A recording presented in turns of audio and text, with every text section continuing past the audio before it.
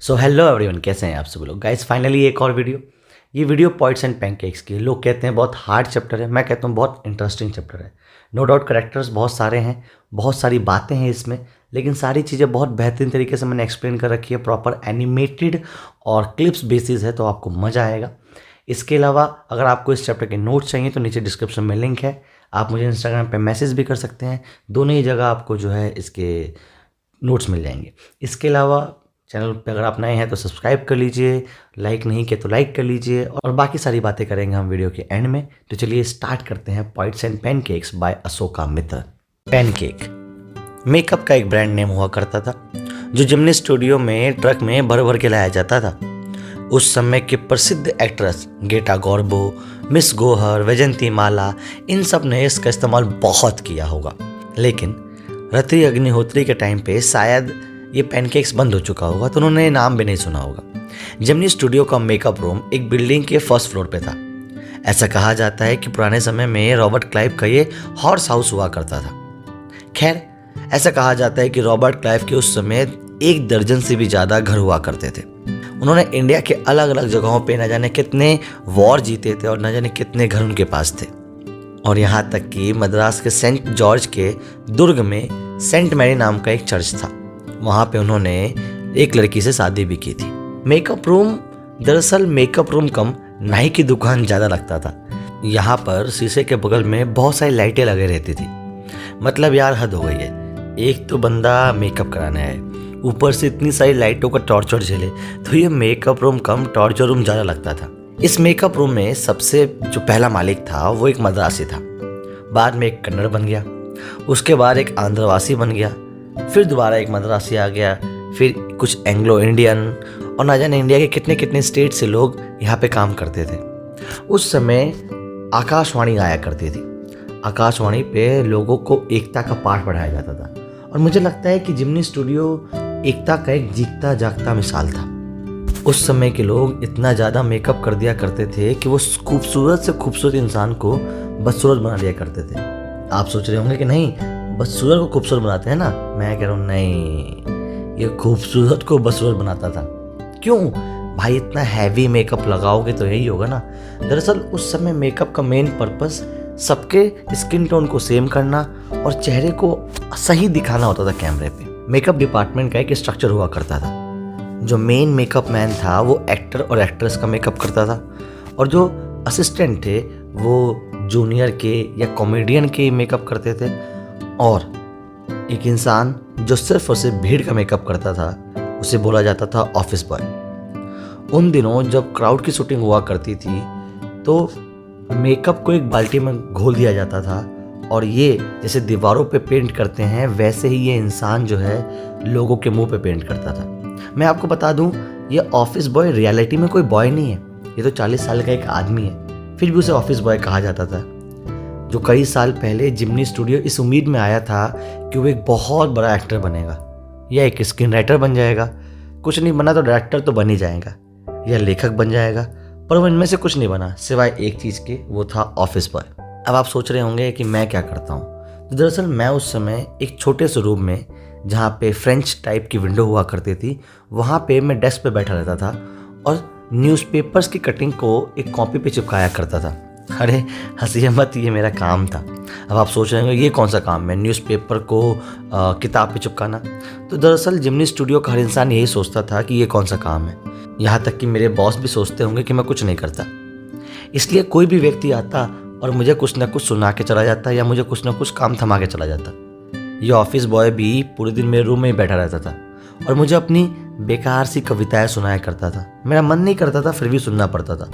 मैं रोज़ भगवान से प्रार्थना करता कि भगवान प्लीज़ आज क्राउड की शूटिंग हो, क्योंकि अगर क्राउड की शूटिंग होगी तो ये बंदा बिजी रहेगा, मेरे रूम में नहीं आएगा। ऑफिस बॉय हमेशा एक आदमी को गाली दिया करता था। वो कहता था कि इस आदमी की वजह से मैं आज भी ऑफिस बॉय हूँ, वरना मैं आज बहुत बड़ा एक्टर होता। कौन था वो आदमी? दरअसल वो आदमी जिमनी स्टूडियो का नंबर 2 पोजीशन पे रहता था। उसका नाम था कोटामंगलम सुब्बू। जी हाँ, कोटामंगलम सुब्बू।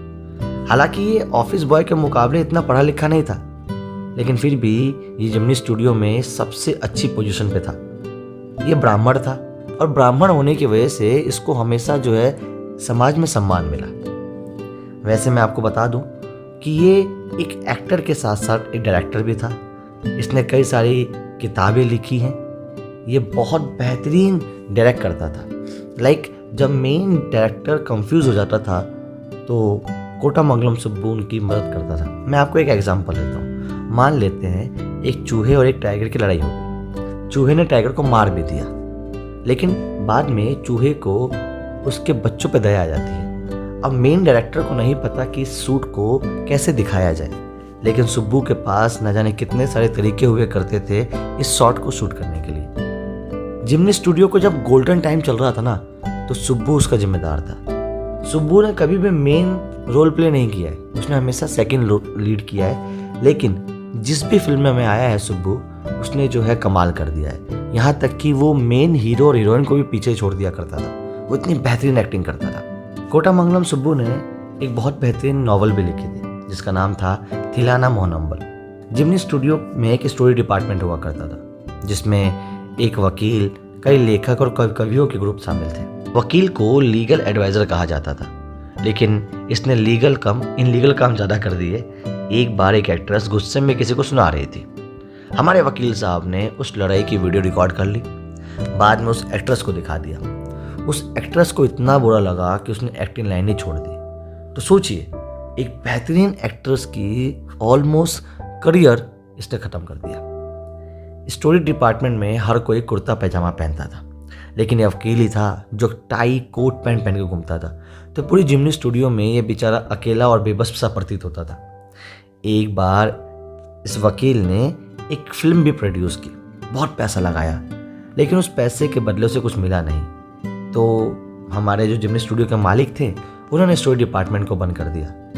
तो ये पूरी दुनिया के इतिहास में पहली बार हुआ कि एक वकील को अपनी नौकरी छोड़नी पड़ी क्योंकि कवियों और लेखकों को घर जाना पड़ गया। जिमनी स्टूडियो में कई कवि आया जाया करते थे, जैसे SDS योग्य, सुब्रमण्यम, कृष्ण शास्त्री, हरिंद्रनाथ चट्टोपाध्याय जैसे प्रसिद्ध कवि जिमनी स्टूडियो में आया करते थे। अब आप सोच रहे होंगे कि वहाँ यहाँ क्या करते थे।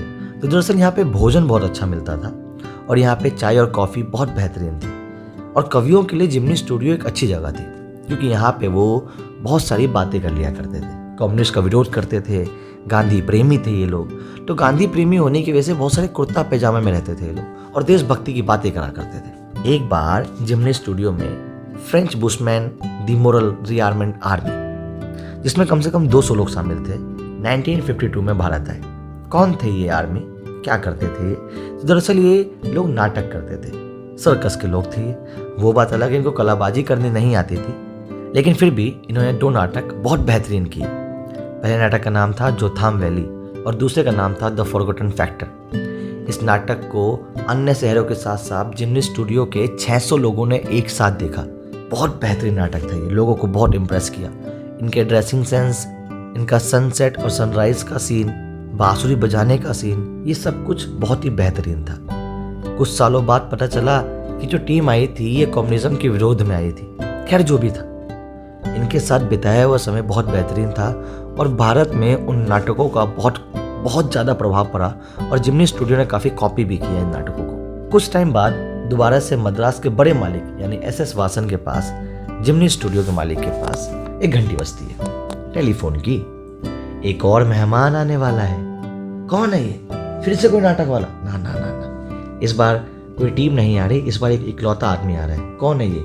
कहा जाता है ये बहुत बड़ा कवि है जो इंग्लैंड से आ रहा है। हमारे मालिक बहुत खुश थे क्योंकि जो आ रहा है वो कवि के साथ साथ एडिटर भी है और हमारे खुद जो मालिक हैं वो एडिटर हैं, सो कॉल्ड पब्लिशर। हमारे मालिक SS वासन एक लोकप्रिय तमिल संपादक रहे हैं। उस तमिल मैगजीन का नाम था आनंद विकेतन, उसके संपादक रहे हैं। तो हमारे मालिक बड़े खुश थे कि अरे वाह, एक एडिटर से मिलने वाला है। शाम के लगभग 4 बजे थे।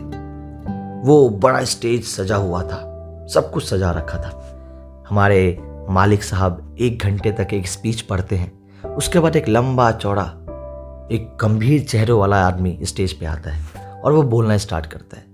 1 घंटे तक वो बोलता रहता है, किसी को कुछ समझ में नहीं आ रहा वो क्या बोल रहा है, कौन है वो आदमी, क्या कहना चाह रहा है, किसी को कुछ समझ में नहीं आता और वो बोल के चला भी जाता है। उसका आना, उसका बोलना कई सालों तक रहस्य बना रहा। एक बार द हिंदू में एक एडवर्टीजमेंट छपा कि एक एनकाउंटर नाम की मैगजीन है जो एक शॉर्ट स्टोरी कंपटीशन कर रही है इंग्लैंड में। मैंने सोचा कि यार इस कंपटीशन में पार्टिसिपेट करना चाहिए। उस समय ब्रिटिश काउंसिल नाम की एक लाइब्रेरी हुआ करती थी। मैं वहाँ पहुँचा और मैंने वहाँ पे द एनकाउंटर नाम की किताब ढूंढी। मुझे मिल गई बहुत जल्दी। मैंने सोचा कि यार इसका संपादक, इसका जो एडिटर, उसका नाम पढ़ता हूँ कौन है। और वो नाम पढ़ते ही मेरे दिल में न जानो घंटी बज गई हो। उसका नाम था स्टीफन स्पेंडर। अब आप सोचेंगे ये कौन था। ये वही आदमी था जो आज से कई साल पहले जिमनी स्टूडियो आया था, जिसकी स्पीच किसी को समझ में नहीं आई थी। अरे भाई, ये तो मेरा भाई है। ऐसा लग रहा है जैसे मैं किसी बिछड़े हुए भाई से मिल गया। लाइक इसका नाम पढ़ना मेरे लिए बहुत बड़ी बात है कि इस आदमी से मैं मिला था। आज जिमनी स्टूडियो छोड़े कई साल हो गए। अब मेरे पास काफ़ी समय था और पैसे भी काफ़ी कम थे, तो उस समय जो भी चीज़ सस्ती मिला करती थी मैं खरीद लिया करता था। एक बार मद्रास माउंट रोड पे पोस्ट ऑफिस के सामने एक पुस्तकों की बंडल रखे हुआ था। मैं वहाँ पहुँचा तो उस बच्चे ने कहा कि 50 पैसे की किताब है। मैंने कहा 50 पैसे, इतना सस्ता भाई, क्यों? तो उसने बताया कि रूसी क्रांति को 50 साल हो चुके हैं। और मैंने उस बंडल में से एक किताब उठाई जिसका नाम था द गॉड दैट फेल्ड। उसमें 6 लेखक थे। वो लेखक के नाम आपको इस स्क्रीन पे दिख रहे होंगे। ये 6 लेखकों में से एक लेखक था, हैं? ये कौन है? Stephen Spender. अरे मेरा भाई, वाह, मेरा पुराना दोस्त। मुझे फिर सब कुछ याद आ गया कि कैसे वो आया था। मैं बड़ा मिस करता हूँ उन मोमेंट्स को, उस जिमनी स्टूडियो की मोमेंट्स को। Miss you Jimny studio. ये कहानी माई ईयर विद बॉस से ली गई है। Thank you so much. So guys, I hope आपको मज़ा आया हो, और आपको मज़ा आया है तो please please please please please like कर दो, सब्सक्राइब कर दो, और मुझे इंस्टाग्राम पे फॉलो कर दो यार। चलिए, मिलते हैं आप लोगों से नेक्स्ट क्लास में। आप मुझे नीचे कमेंट बॉक्स में कमेंट करके बताइएगा कि आपको कौन सा पार्ट अच्छा लगा और नेक्स्ट वीडियो आप किस पे चाहते हैं।